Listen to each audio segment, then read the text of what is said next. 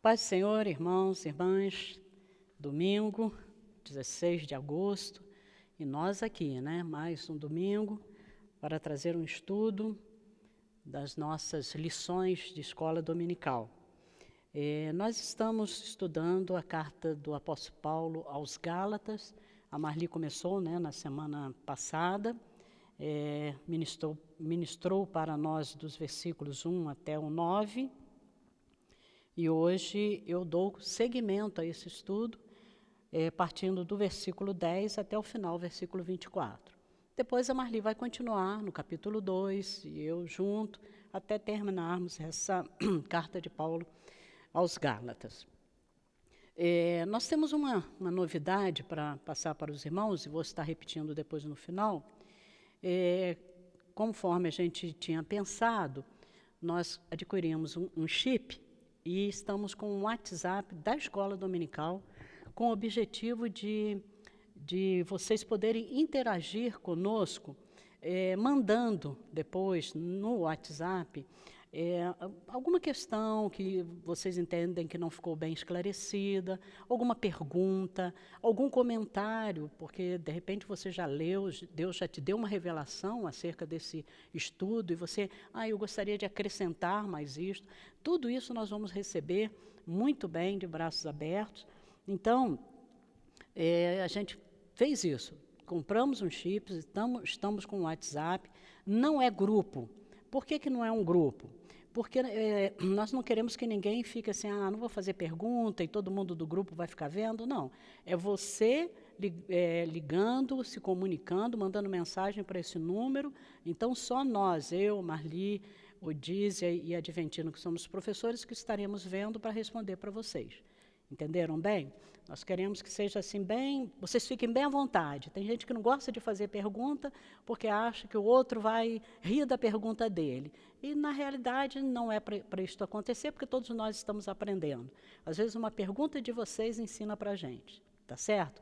O número eu vou dar agora, mas depois ele vai aparecer aí na tela, 99232 1000. Facinho, né? 99232 1000.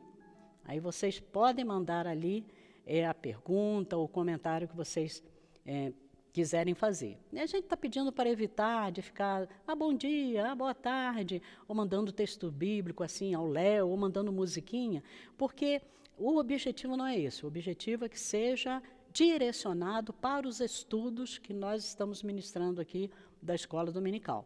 Mas se você tiver uma sugestão de estudo, coloca assim, eu gostaria que vocês elaborassem um estudo sobre este assunto. Aí a gente faz para vocês, tá? Amém, meus irmãos? Muito bem. Vamos orar para a gente começar? Senhor nosso Deus e Pai, nós louvamos, exaltamos, glorificamos o Teu santo e bendito nome, porque hoje é um dia especial nas nossas vidas, porque é o dia que nós chamamos do Dia do Senhor. Pai, coloque em nós realmente o conhecimento do que significa isto, do que significa termos um dia para chamarmos de seu, para chamarmos um dia em que nós possamos estar somente, Pai, para o louvor da Tua glória, somente dedicado, Senhor, ao estudo da Tua palavra, à meditação, a conversações em torno de salmos e cânticos espirituais. Nos dê, Senhor, esta graça neste domingo, Senhor. Agora, Pai, quando vamos estar estudando a Tua palavra, que venha sobre nós palavra de conhecimento, espírito de sabedoria, essas coisas, Pai, sem as quais nós não conseguiremos entender esta palavra, porque ela é altamente espiritual. Pai, nós Te louvamos pela nossa igreja, pelo privilégio de podermos, em meio a esta situação que estamos vivendo, podermos ainda continuar na pregação do Evangelho, na ministração do ensino, trabalhando desde o maternal, com as crianças menorzinhas, até o mais idoso, até o adulto, trabalhando e estudando a Tua palavra. Muito obrigada por esse privilégio, muito obrigada pela igreja, muito obrigada pelos nossos pastores, pastor Vinícius, pastor Flávio, que eles sejam poderosamente, Senhor, galardoados por Ti, porque abrem esse espaço, têm o coração aberto para o ensino da Tua palavra. Ajude-nos, meu Deus, ajude aqueles que estão passando por problemas, Senhor, nesse momento de pandemia. Senhor, que todos sejamos fortalecidos, que nenhum de nós, Senhor, se perca nesta caminhada, mas que todos caminhemos olhando firmemente para o autor e consumador da nossa fé, porque é Ele que nos guarda, que nos protege, que nos anima, que está conosco em todos os momentos. É assim que nós oramos, te pedindo, ó Espírito Santo, que esteja presente aqui, esteja presente na casa dos que estão debruçados diante da Tua palavra. Em nome de Jesus oramos. Amém. Muito bem. Gálatas capítulo 1, versículos de 10 a 24, diz assim: Porventura procuro eu agora o favor dos homens ou de Deus? Ou procuro agradar a homens? Se agradasse ainda a homens, não seria servo de Cristo. Faço-vos, porém, saber, irmãos, que o evangelho por mim anunciado não é segundo o homem, porque eu não o recebi, nem o aprendi de homem algum, mas mediante revelação de Jesus Cristo. Porque ouvistes qual foi o meu proceder outrora no judaísmo, como sobremaneira perseguia eu a igreja de Deus e a devastava. E na minha nação, quanto ao judaísmo, avantajava-me a muitos da minha idade, sendo extremamente zeloso das tradições de meus pais. Quando, porém, ao que me separou antes de eu nascer e me chamou pela sua graça, aprouve revelar seu Filho em mim, para que eu o pregasse entre os gentios, sem detença, não consultei carne e sangue, nem subi a Jerusalém para os que já eram apóstolos antes de mim, mas parti para as regiões da Arábia e voltei outra vez para Damasco. Decorridos 3 anos, então subi a Jerusalém para avistar-me com Cefas e permaneci com ele 15 dias. E não vi outro dos apóstolos, senão Tiago, o irmão do Senhor. Ora, acerca do que vos escrevo, eis que diante de Deus testifico que não minto. Depois fui para as regiões da Síria e da Cilícia, e não era conhecido de vista das igrejas da Judéia que estavam em Cristo. Ouviam somente dizer, aquele que antes nos perseguia, agora prega a fé que outrora procurava destruir. E glorificavam a Deus a meu respeito. Então, com essa leitura, somada à leitura que a Marli fez no domingo passado, nós completamos o capítulo 1 da carta de Paulo aos Gálatas. Então, vamos lá, vamos pensar um pouco aqui nessa porção que a gente leu. A grande dúvida da igreja cristã diz respeito ao chamado de Deus. Chamado de Deus. Toda vez que nós ouvimos falar que alguém ainda desconhecido do meio evangélico está exercendo algum dom ou algum ministério, a pergunta de muitos é, será que ela tem o chamado?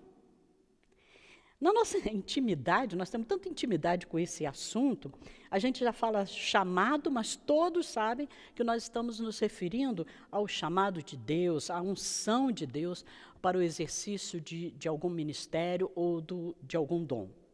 Quando a pessoa é nossa conhecida, mas nunca vimos ou a ouvimos exercendo algum cargo ou função na igreja, aí o questionamento ainda é maior, né?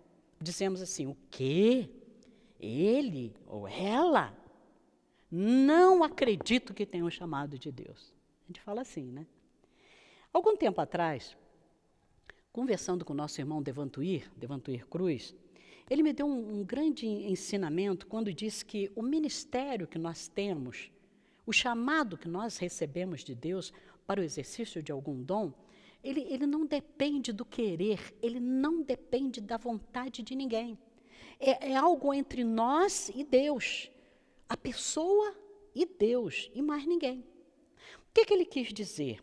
Ele quis dizer é que ninguém pode impedir você, meu irmão, você, minha irmã, de exercer o seu ministério, de colocar em prática o dom que Deus te deu. E nem a igreja, ela pode fazer isso. Quando a igreja anglicana, a igreja dos reis e príncipes da Inglaterra, a igreja da família de John Wesley, seu avô foi pastor na igreja anglicana, seu pai foi pastor na igreja anglicana, ele foi pastor lá também. Quando essa igreja quis impedi-lo de pregar nos seus templos e de exercer o pastorado, John Wesley proferiu aquela célebre frase que todo bom metodista conhece. A gente fala assim, metodista roxo, né? Conhece. Ele falou assim, o mundo é a minha paróquia. O que ele quis dizer? Ele quis dizer o seguinte, tá bom, vocês não querem que eu pregue aqui? Eu vou para outro lugar. Eu vou pregar em outro lugar. O mundo está aí, precisando de ser salvo. O cristão verdadeiro, que tem convicção que seu ministério não lhe foi concedido por homens, mas por Deus, que seu chamado veio de Deus, não pode ser impedido de exercer o seu dom. Se ele não pode exercer na igreja, então nas praças, nas ruas, nas casas, ou onde estiver alguém que queira receber a salvação, alguém precisando da pregação do Evangelho. E é isso que Paulo está falando aqui aos crentes da Galácia, quando ele defende o seu ministério, quando ele defende o seu apostolado.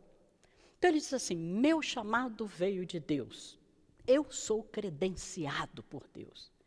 Paulo aponta para os Gálatas que o evangelho que pregava, esse evangelho foi dado a ele por uma revelação especial, vinda de Deus. E está no versículo 11 e 12, quer ver? Faço-vos saber, porém, irmãos, que o evangelho por mim anunciado não é segundo o homem, porque eu não recebi, nem o aprendi de homem algum, mas mediante revelação de Jesus Cristo. É isso que Paulo está dizendo aqui, eu não recebi de ninguém mais que não seja do próprio Jesus Cristo. Domingo passado, o apóstolo Paulo esteve entre nós, né?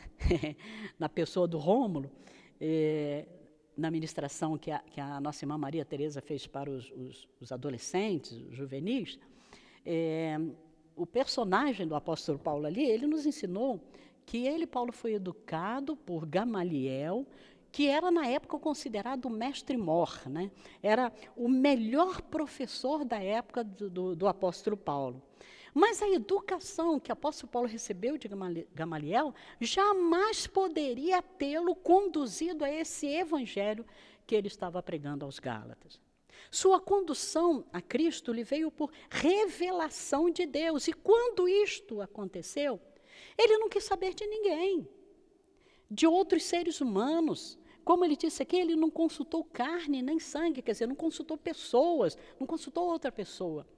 Ele não quis saber, porque ele recebeu essa revelação direto de Deus. É o que ele está dizendo aí, quando, porém, ao que me separou, antes de eu nascer e me chamou pela sua graça, aprouve revelar seu Filho em mim, para que eu o pregasse entre os gentios, sem detença, não constei carne e sangue. Então, ele diz assim, eu tenho uma credencial para pregar o Evangelho que eu não recebi de homem algum, recebi diretamente de Deus.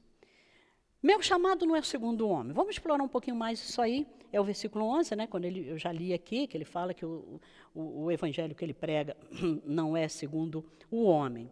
O grande problema, vamos analisar aqui, o grande problema de nós sermos chamados por outra pessoa, por seres humanos, para exercermos ou para fazermos alguma coisa, é que quando nós somos chamados por pessoas, nós ficamos à mercê dessas pessoas, nós ficamos sujeitos a essa pessoa, tendo de agradar a pessoa que nos chamou. Nós vemos isso claramente toda hora na política, não é?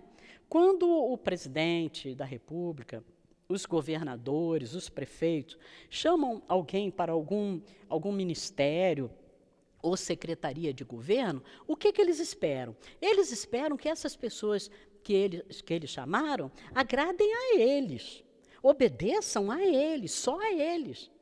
Nem mesmo ao povo, que deveriam ser os destinatários finais, né, dos atos deles, esses presidentes, governadores e prefeitos não estão interessados que aqueles que ele chamou agradem. Não, vocês têm que agradar a mim. Não, vocês têm que fazer a minha vontade.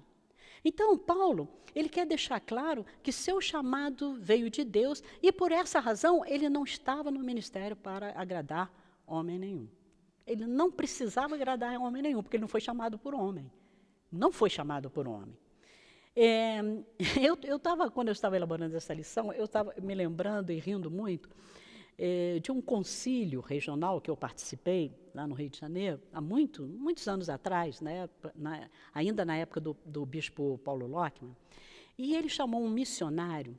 Esse missionário era sustentado pela igreja metodista da primeira região, lá no Nordeste, lá no Ceará. E ele resolveu chamar esse missionário para que ele viesse, né, contar, fazer uma prestação de contas do trabalho que ele estava realizando lá no Nordeste e contar as experiências que ele estava tendo lá no Nordeste. E ele era um homem muito simples, eu não lembro do nome dele. Ele era um homem muito simples, muito assim, de fácil acesso, a gente chegar nele, conversar, muito dado, né, como dizia minha mãe, muito dado, gostando muito de conversar com todo mundo. E ele, na hora que ele foi contar as experiências dele lá, ele falou que estavam havendo muitas conversões, mas que o Ceará era um estado com muito católico, muito idólatra, né, que tinha anualmente aquela procissão do padrinho, né, Padre Cícero, como eles gostam de falar lá, né, do Padre Cícero, e ele tinha esse problema lá na igreja dele. Por quê? Porque as pessoas, aquelas senhorinhas que tinham se convertido, elas vieram para a igreja. Mas quando chegou no ano que ele estava lá e que era a semana que ia sair a procissão do Padre Cícero, elas ficaram numa tortura, elas ficaram muito preocupadas, chegaram para ele: pastor, como que nós vamos fazer? A gente participa dessa procissão desde criancinha. Ah, pastor, a gente queria ir. Ele falou: não, mas minhas irmãs, agora isso é passado, vocês estão numa nova vida, né? Vocês sabem que isso é idolatria, não, vocês não devem ir. Não, pastor, olha, falaram tanto no ouvido dele, que por fim ele virou e falou assim: tá bom, se vocês vão, vai lá na procissão, ó, depois volta para aqui e vem para a igreja. O concílio veio abaixo, né? Todo mundo riu muito dessa concessão que ele fez para essas irmãs, né? Paulo não queria fazer nenhuma concessão, não queria fazer concessão nenhuma, porque o evangelho que ele recebeu não era o evangelho para agradar ninguém, para fazer a vontade de ninguém. Os Gálatas acusavam o apóstolo Paulo de procurar popularidade. Eles diziam que Paulo, quando estava com judeu, ele era judeu. Mas quando ele estava com os gentios, ele se comportava como gentio. Olha, isso trouxe uma indignação muito grande no coração do apóstolo Paulo, essa insinuação, porque Paulo deixa claro que quem agrada a homens não agrada a Deus. Então, neste primeiro capítulo, alguns ensinamentos, nós temos alguns ensinamentos para serem seguidos pelos que estão credenciados por Deus para pregar o Evangelho. Primeiro ensinamento: o servo credenciado por Deus para pregar o Evangelho não procura agradar a homens. É o que o apóstolo Paulo está falando aqui. Para os que o acusavam de que o objetivo dele era agradar os homens, Paulo diz: primeiro, quem agrada a homens não agrada a Cristo. É o versículo 10 que a gente já leu, onde ele fala: porventura procuro eu agora o favor dos homens ou o de Deus? Ou procuro agradar a homens? Se agradasse ainda a homens, não seria servo de Cristo. Ele coloca, olha só como ele é radical nisso, né? Se você quer, através do Evangelho, agradar pessoas, então você não agrada a Cristo. Paulo diz que se ele tivesse interesse em agradar a homens, ele não seria servo de Cristo. A sua lealdade a Cristo, os sofrimentos que ele passou por amor a Cristo, em si mesmos eram evidências de que ele não buscava ser apreciado por homens, mas o de se entregar a Cristo totalmente como servo dele. Aí surge uma pergunta que eu sei que você está aí na sua casa fazendo e quer que eu responda.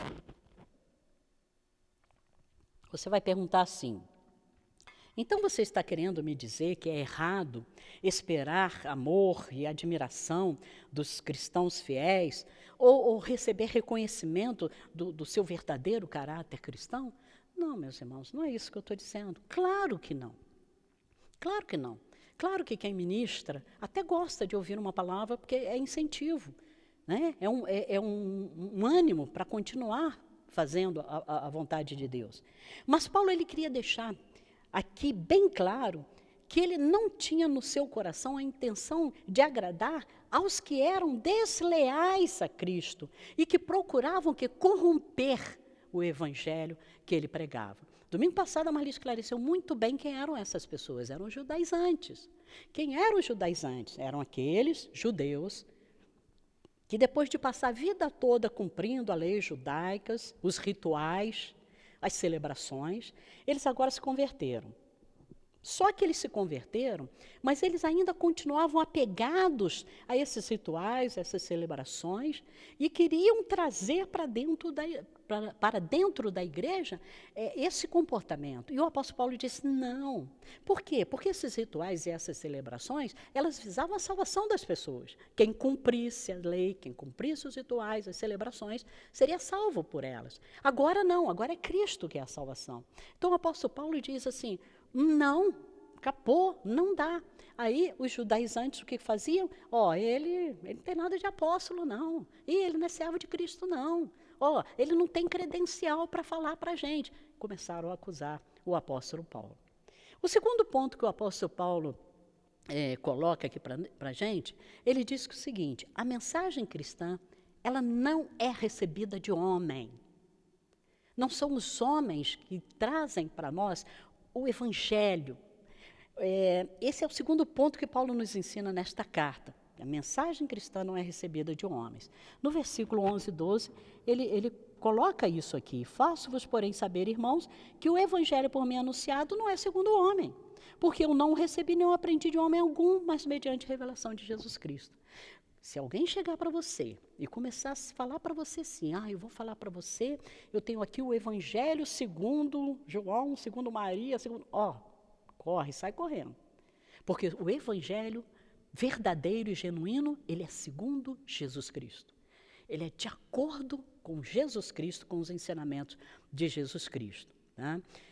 O apóstolo Paulo, ele deixa claro assim, olha, esse evangelho que eu prego não é invenção minha. Eu não inventei o evangelho, como também não recebi de homem algum, eu recebi diretamente de Jesus Cristo. É por isso que o apóstolo Paulo tinha autoridade para dizer o que está nos versos 8 e 9, que a Marli leu semana passada, quando ele diz assim, mas ainda que nós, ou mesmo um anjo vindo do céu, vos pregue evangelho, que vá além do que vos temos pregado, seja anátema, anátema é amaldiçoado. Assim, como já dissemos, e agora repito, se alguém vos prega evangelho que vá além daquele que recebeste, seja anátema. Eu gosto do apóstolo Paulo, sabe por quê, meus irmãos? Porque ele fala assim, até mesmo eu, até mesmo eu se trouxer para vocês um outro evangelho do que esse que eu já trouxe aqui, que eu também seja anátema. Vamos imaginar que de repente, a gente vê tanto isso, né? Às vezes pastores mudam de opinião, às vezes pastores mudam as suas pregações, evangelistas, missionários, tinham essa visão da palavra de Deus, de repente muda para cá. Então o apóstolo falou assim, se acontecer isso comigo, que eu também seja anátema, que eu também seja amaldiçoado. Ele tinha credencial para dizer isso, né? Ele podia dizer que qualquer um que acrescentasse alguma coisa ao evangelho que pregava, corria o risco de sofrer o julgamento divino. Por quê? Porque ele disse, o evangelho que eu recebi veio diretamente do céu, por Jesus, para que eu pudesse anunciar para vocês. Segundo ponto que a gente lê aqui nessa primeira carta, no primeiro capítulo. O servo credenciado por Deus para pregar o evangelho é convertido e provado.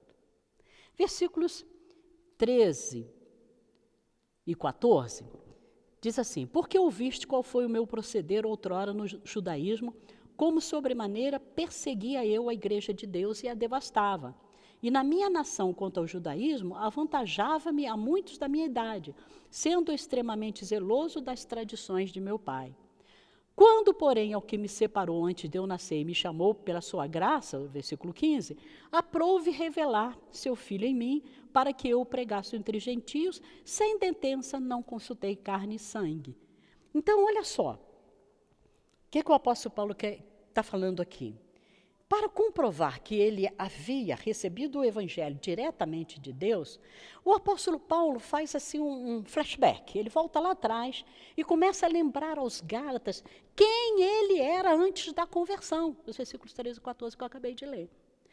Quando nós lemos sobre Saulo, que era o nome do nosso Paulo, né? Antes era Saulo de Tarso, você vai lá em Atos dos Apóstolos e você lê sobre Saulo de Tarso, as palavras para descrever as atitudes dele era: perseguia os cristãos, consentiu com a morte de Estevão, assolava a igreja separando famílias e colocando cristãos na prisão, respirava ameaças e morte, e etc, etc. Esses eram os adjetivos que eram usados para descrever as atividades do Saulo antes da conversão. Presta atenção, meus irmãos, Paulo, ele não era idólatra, ele não era ateu, mas ele era um fariseu ardente. Ele era da seita dos fariseus, que era um grupo religioso, eles eram separados em alguns grupos, fariseus, saduceus, herodianos e um monte. Então, ele era fariseu ardente, defensor mesmo do judaísmo. Ele considerava a perseguição à igreja que estava surgindo ali na sua era como um dever para com Deus. Ele conhecia a lei mosaica e, devido a essa devoção exagerada, exacerbada que ele tinha ao judaísmo, ele esforçou-se para alcançar sucesso no meio da sua religião. Olha, se Paulo, alguma vez na vida dele, tinha como objetivo agradar a homens, isso aconteceu antes da sua conversão, não depois. Antes da conversão, ele perseguiu os cristãos para quê? Para agradar o sumo sacerdote, para agradar o sinédrio, né? Era isso, para agradar os judeus que não tinham se convertido. Então, antes ele fazia para agradar, depois não. Por quê? Porque aí ele se converteu. A sua conversão já o levou a uma outra dimensão, a um outro patamar. Só tem um grupo que vai entender isso aqui que eu estou falando. O levou a crer que Deus o havia separado desde antes do seu nascimento. Para quê? Para ser apóstolo. Ele sentiu isso quando ele se converteu. Daí ele concluiu que ser apóstolo não era uma escolha dele, pessoal, mas era um ato da soberania de Deus. Ele entendeu, quando ele se converteu, que ser apóstolo não era uma coisa que ele programou e disse: eu vou estudar essa nova religião que está surgindo porque eu quero ser apóstolo. Não. Foi um ato da soberania de Deus, que desde o ventre, desde antes do seu nascimento, desde o ventre materno, já olhou para ele e falou assim: esse é o cara para ser meu apóstolo, para levar o evangelho aos gentios. Então, é por isso que ele entendia não ser necessário sujeitar a aprovação de qualquer homem ou grupo de homens às ordens que ele havia recebido direto de Deus. E eu acho que todos nós agiríamos assim, não é, meus irmãos? Pensa bem. Você está na sua casa e recebe uma revelação de Deus. Você tem convicção que foi Deus que te deu aquela revelação. Você sai no meio da igreja, ou buscando outras pessoas, ou missionários, pastores, para dizer: e o que você acha? E essa revelação que eu recebi, você acha que está certo? Bom, você não tem a convicção que você recebeu de Deus? Então, essa é a situação do apóstolo Paulo. E que ele tinha se convertido, a prova da sua conversão está em 2 Coríntios 11, de 23 a 28. Não vou ler não, mas leia você aí. Ali, nessa passagem de 2 Coríntios 11, de 23 a 28, estão relatadas todas as provações que Paulo passou para pregar o Evangelho. Ele saiu de perseguidor da igreja antes da conversão para ser o quê? Perseguido, preso, sofrer perigo de morte, açoitado, foi açoitado, teve fome, teve sede, atentaram contra a sua vida, sofreu frio, sofreu nudez e vai por aí fora, naufrágio, né, que ele falou, não poucos. Como é que os Gálatas, então, podiam dizer que não o reconheciam como ministro de Deus e apóstolo do Senhor? Como que podia isso? Então, quando ele faz essa defesa ardente aqui, dos versos 10 até o 24, aliás, desde o verso 1, ele tem razão, por tudo que ele já tinha passado por causa do Evangelho. Era prova de que ele era convertido e passou pelo fogo e foi aprovado. O terceiro ponto que a gente aprende aqui é que o servo credenciado por Deus, ele se prepara para o trabalho para o qual Deus o chamou. Muitas pessoas acham que não precisa se preparar. Isso aí é fácil, né? Eu lembro de um irmão daqui, já foi da nossa igreja, hoje não é mais, e ele uma vez eu conversando com ele lá na casa dele, numa visita, ele falou assim, Siléia, você sabe como é que eu gosto? Eu gosto mesmo quando o pastor chega lá na igreja, abre a Bíblia e assim, vou pregar sobre isso hoje. E aí ele começa a pregar e a ministrar. Eu fiquei olhando para ele e falei assim, eu não gosto, eu não consigo. Para fazer esse estudo aqui é mais de uma semana de sofrência, né? Mais de uma semana estudando, lendo, buscando, concatenando os pensamentos, orando, pedindo a Deus graça, pedindo a Deus a direção. Para mim não dá para ser desse jeito de abrir, hoje eu vou pregar sobre isso e é agora e pronto, está acabado. O apóstolo Paulo também entendia assim. Paulo sabia que ele era um homem culto, que havia aprendido com o melhor mestre de Israel, que era Gamaliel. Mas após a sua conversão, Paulo entende que todo o conhecimento que ele tinha adquirido não valia para nada, diante do quê? Da compreensão que veio até ele da sublimidade de Cristo. Diante de tudo que foi revelado a ele, a gente às vezes quando fala assim, Paulo recebeu essa revelação, a gente pensa em Paulo no caminho de Damasco, indo atrás dos cristãos para persegui-lo, e veio aquela luz forte, e Jesus falou para ele, Saulo, Saulo, por que tu me persegues? E ele respondeu, quem és tu, Senhor? Está em Atos capítulo 9, e ele disse, eu sou Jesus a quem tu persegues, e ele caiu no chão, cego, Meus irmãos, não foi só essa a revelação. Ali foi um encontro de Paulo com Jesus e o chamado de Jesus para que ele fosse pregador entre os gentios. Mas Paulo teve muitos momentos de revelação com Deus. Em 2 Coríntios ele relata, quando ele foi ao terceiro céu e recebeu revelações que ele fala que são inefáveis, que ele nem tinha condição de colocar para a igreja quais eram, mas nós entendemos que essas revelações que ele recebeu, ele colocou na carta aos Efésios, quando ele escreveu aos Efésios. Quando nós estivermos estudando Efésios, nós vamos estar vendo isso. Então, Paulo, como ele escreveu aos Filipenses, no capítulo 3, versículo 8, eu vou ler para vocês, ele diz assim, com relação a todo esse conhecimento que ele tinha e a necessidade que ele tinha de se preparar para ser agora um evangelista, um missionário, um pregador da genuína palavra do Senhor, do genuíno evangelho.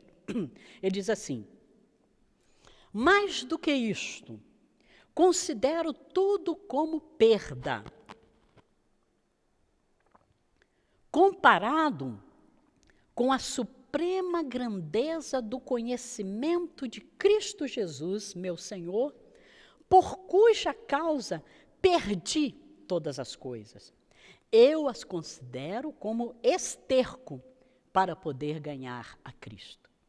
Quando Paulo fala que considera todas essas coisas, né, que ele já tinha vivido como esterco, ele está se referindo o quê? Ao conhecimento humano que ele tinha adquirido aos pés de Gamaliel, as conquistas que ele ganhou por cada perseguição que ele fazia ao cristianismo, as credenciais para agir da forma que quisesse contra os novos cristãos. A reputação, Paulo, o sucesso dele, que ele mostrava isso tudo com muito orgulho, como a identidade das suas realizações. Ele diz assim, isso tudo não valeu nada. Depois que Paulo avaliou o que havia conquistado na sua vida, ele disse que tudo aquilo era perda, ou seja, esterco, não vale nada, quando comparado à grandeza de conhecer o Senhor Jesus Cristo. Glória a Deus, né? Foi aí que ele resolveu ir para a Arábia e ficar lá 3 anos. É interessante esses 3 anos de Paulo na Arábia, porque Jesus ficou 3 anos ensinando os seus discípulos para torná-los apóstolos, comissionando os seus discípulos. Aí o que Paulo faz? Ele vai para a Arábia para ficar sozinho. Ele não foi procurar os que já eram apóstolos, ele não foi procurar igreja, ele não foi procurar ninguém, ele foi para a Arábia. Ele foi para a Arábia para se encontrar a sós com o Senhor, para se dedicar ao estudo, se dedicar à oração, se dedicar à meditação. Paulo ficou 3 anos, assim como os discípulos de Jesus ficaram 3 anos aprendendo com Jesus, ele ficou 3 anos na Arábia, ele e o Senhor. E o Senhor revelando a ele, e o Senhor dando palavra de conhecimento, e o Senhor dando a ele espírito de sabedoria.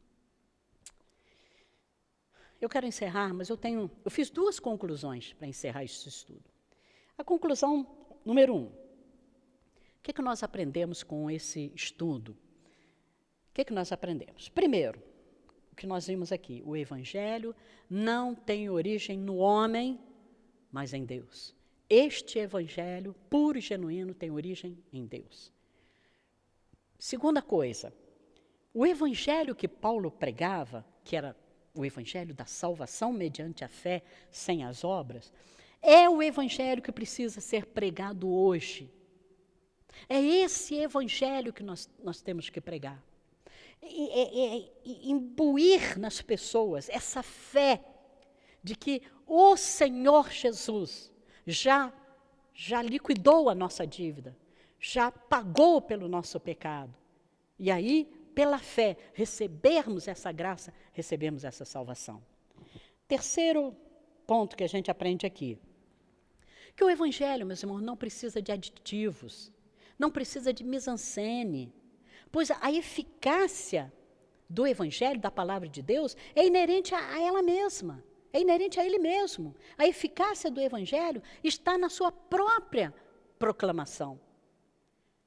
A Bíblia diz, garante isso para nós, que a palavra de Deus não voltará vazia. Uma vez ela sendo proferida, uma vez ela sendo pregada, ela não volta vazia, mas ela fará aquilo que lhe apraz, que apraz ao Senhor fazer.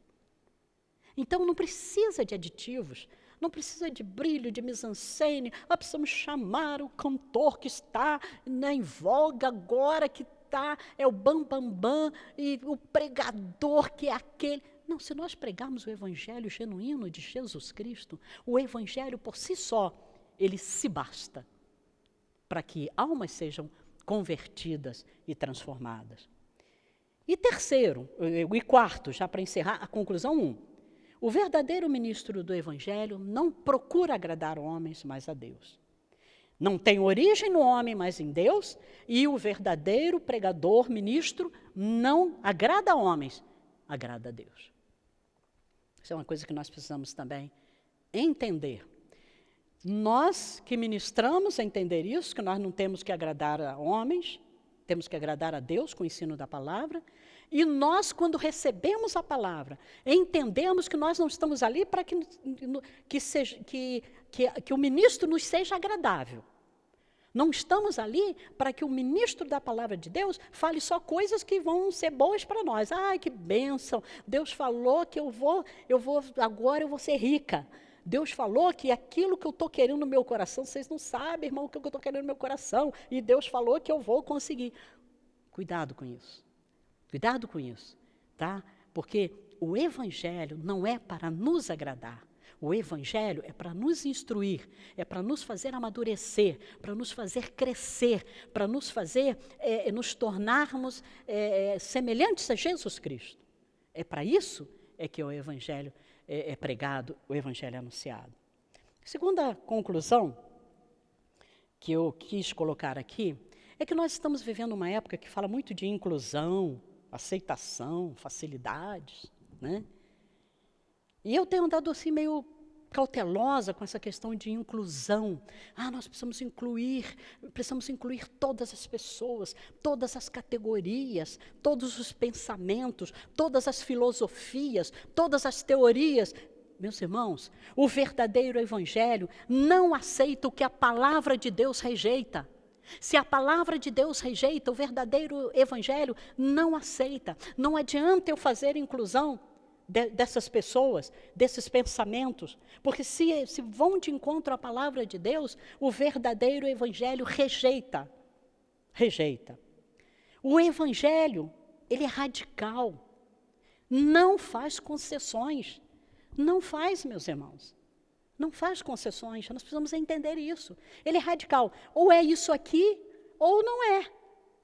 Se for isso aqui, tudo bem, você vai para o céu. Se não for e você não, ou se você não quiser, né, ou se for outro evangelho, como disse a Maria, mas não existe outro evangelho, então é um evangelho inexistente, então você já sabe qual é o caminho, né? Como gosta de dizer o pastor Cláudio Duarte, né? Você já vai chegar no céu, mas vai falar assim, aqui não, vai, desce lá embaixo, é lá embaixo o seu lugar. Estão entendendo? O evangelho cumpre seu papel na vida das pessoas quando há mudança de vida, quando há mudança de mente, quando há mudança de comportamento. Nós podemos fazer inclusão de todas as pessoas, desde que, uma vez inclusas, elas mudem a vida, mudem a mente, mudem os seus comportamentos. Sabe por quê, meus irmãos? Porque a palavra de Deus é que diz que de fora ficarão os incrédulos, os abomináveis, os homicidas, os fornicadores, os feiticeiros, os idólatras, os efeminados, os mentirosos, os injustos, os que praticam todas essas obras, os que praticam as obras da carne. Se você quer alguns textos, eu até te dou, não vou ler, mas você leia aí. Tem mais esses textos que vão ficar de fora. Gálatas 5, 19 a 21, né? Que fala das obras da carne e das obras do Espírito. 1 Coríntios 6, 9 e 10. 1 Timóteo 1, 9.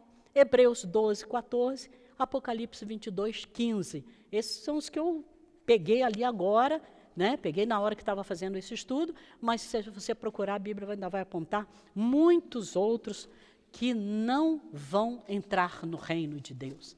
Sabe por quê? Porque até receberam o evangelho, mas não praticaram. Até vieram para a igreja, mas não mudaram conduta, não mudaram mente, não mudaram comportamento. E era contra isto que o apóstolo Paulo está aqui batendo nessa carta aos Gálatas.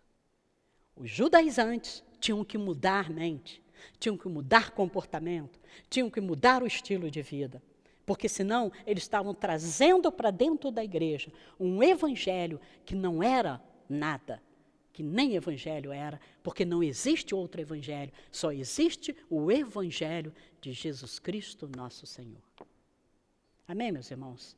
Que Deus te abençoe, que esse estudo ajude você a repensar a sua vida, a repensar seu comportamento, seu estilo de vida, que você entenda que nós somos todos os dias e todas as horas confrontados com a palavra de Deus para sermos melhores. Hoje nós precisamos ser melhor do que fomos ontem, mas amanhã nós precisamos ser melhor do que estamos sendo hoje. Que Deus te abençoe. Vamos orar? Esperei com paciência no Senhor. Ele ouviu o meu clamor. Agora eu vou orar pelos enfermos. Em nome de Jesus. Senhor, nosso Deus, nosso Pai, Todo-Poderoso, amado Pai, glorioso Deus, Senhor da glória. Senhor, nesta hora, Senhor, Senhor, na tua presença, Pai, para glorificar e exaltar o nome do Senhor Jesus Cristo, Todo-Poderoso, Pai. Oramos para Senhor, em nome de Jesus, sobrando tudo que está acontecendo, em nome de Jesus, meu Pai, e tudo seja para a honra e a glória do nome do Senhor Jesus Cristo Todo-Poderoso, nosso Deus amado, nosso Deus tudo pode, tudo faz, tudo é, Senhor, em nome de Jesus. Porque operando, Senhor, quem impedirá? Oh Deus, agindo, Senhor, quem impedirá? Agindo, Senhor, em nome de Jesus. Olha por todas essas doenças, essa epidemia que está acontecendo, Pai, em nome de Jesus, Senhor, seja repreendido, seja curado, sarado, Senhor, que nosso Deus é vivo, nosso Deus é poderoso, nosso Deus é Deus de ontem, Deus de hoje, Deus inteiramente, nosso Deus é eficaz, Senhor, em nome de Jesus, para a glória do nome do Senhor Jesus Cristo Todo-Poderoso, nós oramos, Senhor, pedimos, Senhor Jesus Cristo Todo-Poderoso, nosso Pai amado, Senhor, que nós continuamos orando, Senhor, para essas pessoas que estão enfermas, que estão doentes, meu Pai. Em nome de Jesus, Pai, vai tocando, Senhor, em nome de Jesus, para a honra e para a glória do nome de Cristo Jesus, nosso Pai amado, Todo-Poderoso. Nós oramos e agradecemos. Em nome do Pai, do Filho e do Espírito Santo de Deus. Amém, Jesus. Amém. Então, voltando aqui, meus irmãos, lembrando a vocês, nós temos um WhatsApp, Misael vai colocar aí para vocês anotarem. O número é 992321000. 992321000. Esse WhatsApp não é de grupo. Por quê? Para que você possa entrar e ter a sua privacidade. Às vezes você quer falar comigo, ou só com a Marli, só nós professores, então você vai entrar ali, só nós professores é que vamos estar vendo qual é a questão que você está colocando, o que você não concordou com o que foi dito, né? Qual é a sua sugestão, tá bom? Entre nós e você, somente você. No grupo fica todo mundo ouvindo, aí vem outras opiniões, então não. Você vai fazer a sua pergunta e a gente responde ali e, de repente, se entendermos que a sua pergunta é cabível para dar entendimento às demais pessoas, a gente comenta no outro domingo, recebemos uma pergunta, não vamos falar o nome, não é interessante, não é o caso de dizer o nome de quem fez a pergunta, mas recebemos uma pergunta que tem cabimento com relação ao estudo que nós estamos fazendo, a pergunta é esta e a resposta é esta. Tá bom, meus irmãos? Fiquem com Deus, tenham um bom domingo, não se esqueça que hoje é dia do Senhor, dedique-se à oração, à comunhão com Deus e com os irmãos, na medida do possível. Amém?